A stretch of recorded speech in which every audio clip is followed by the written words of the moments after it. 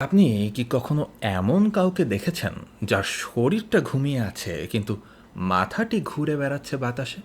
আচ্ছা, ধরুন তো বিপদে পড়ে আপনি বাধ্য হয়ে ঘন এক জঙ্গলেরই মাঝে কোনো এক নির্জন কুটিরে আশ্রয় নিলেন। গভীর রাতে আবিষ্কার করলেন এই বাড়ির সকল সদস্য ঘুমিয়ে তো আছে বটে, কিন্তু তাদের মাথাগুলো ধর থেকে বিচ্ছিন্ন হয়ে ঘুরে বেড়াচ্ছে শিকারেরই খোঁজে। এবং কিছুক্ষণের মধ্যে আপনি উপলব্ধি করলেন সেই শিকারের তালিকায় আপনি নিজেও আছেন। ঠিক কেমন অনুভব করবেন আপনি তখন? এই সংকট থেকে রক্ষা পেতে ঠিক কি কি উপায় অবলম্বন করবেন? এত কিছু দেখার পর নিশ্চয়ই আপনি বুঝে গেছেন তারা আর যাই হোক মানুষ নয়। নিজের অজান্তেই আপনি কোনো এক অভিশপ্ত প্রেতের বাসস্থানে প্রবেশ করে ফেলেছেন। আসসালামু আলাইকুম, আমি রাহাত জুবায়ের। আর আমাদের আজকের ভিডিওতে আমরা শুনব তেমনই এক জাপানি প্রেতের গল্প, যা শুধু গল্পই নয় বরঞ্চ জাপানিরা এটাকে এক নিরেট বাস্তব ঘটনা হিসেবেই বিশ্বাস করে। এই প্রেতটাকে নিয়ে তৈরি হয়েছে বেশ কয়েকটি সিনেমাও।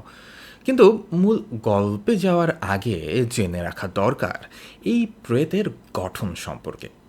জাপানি বিশ্বাস মতে রকুরকুবি এবং নুকেকুবি হলো সমগোত্রীয় প্রেত।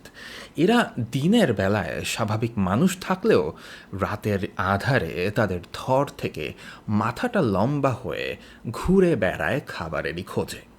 রকুরকুবিরা এভাবেই গলা লম্বা করে খাবার শিকার করে থাকে।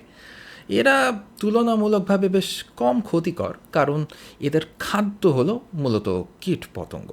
কিন্তু নুকেকুবি গোত্রের প্রেতেরা প্রচণ্ড আগ্রাসী স্বভাবের এবং বিপজ্জনকও বটে।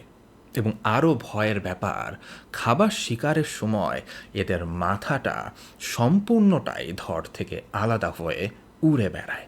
আর হ্যাঁ, এরা প্রচণ্ড মাংসাশী, অর্থাৎ জঙ্গলের পশু থেকে শুরু করে এই জনপদের বসবাসরত মানব সম্প্রদায়ের কেউই এদের থেকে নিরাপদ নয়।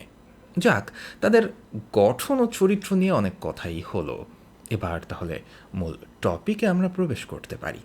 চলুন, আর দেরি কিসের, এবার শুরু করা যাক।